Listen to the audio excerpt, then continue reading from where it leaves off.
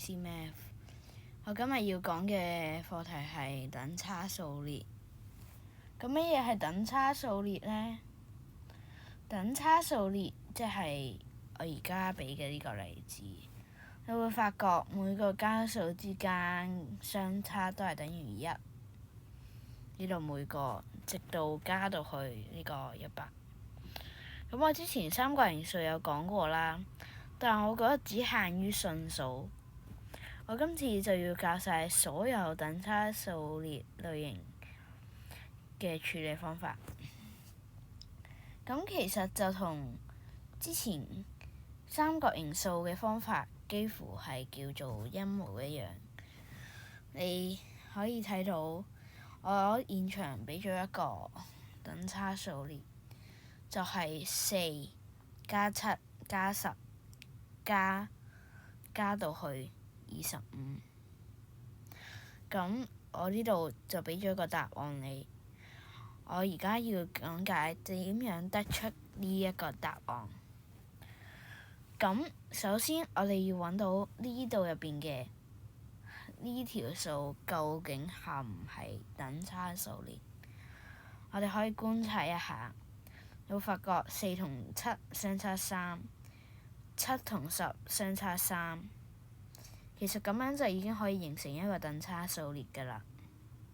咁等差數列嘅公式就係頭加尾，再加數量除以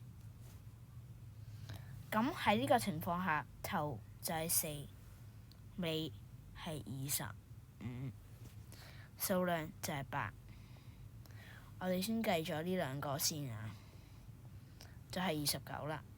29乘返個8等於232，跟住再除返個2呢，就等於我啱啱呢一個答案啦。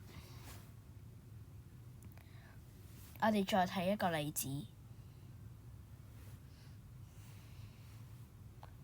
我哋啱啱睇到呢一個，咁我哋會發現呢一個其實都係一個等差數列嚟嘅。50同100嘅差係50，50同100同150嘅差又係50，只不過係咁樣加到去1000啫嘛。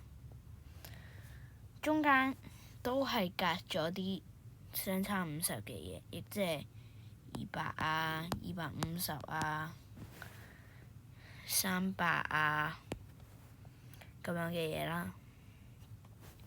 跟住我哋而家就返嚟啦，頭加尾1550啦，乘以20，亦即係佢嘅數量啦，再除以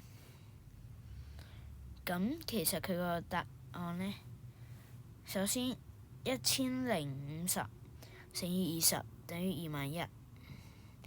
21000呢個時候要記住除返個2，如果唔係就前功盡廢啦。除完2之後個答案係10500，所以呢條算式你看似好似好難嘅算式，其實個答案就係10500啦。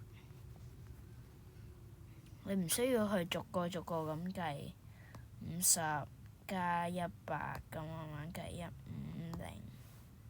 咁樣有排計。只要用我呢個公式，頭加尾乘以2，乘以個數量再除以2，個公式就係咁樣啦。頭加尾啦，乘以個數量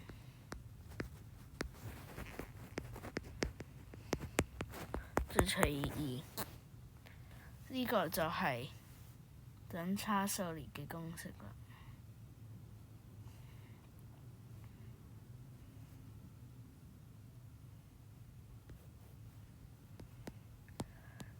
咁等差數列其實一啲都唔難，希望你哋睇咗呢條短片之後，就學識等差數列點樣去計。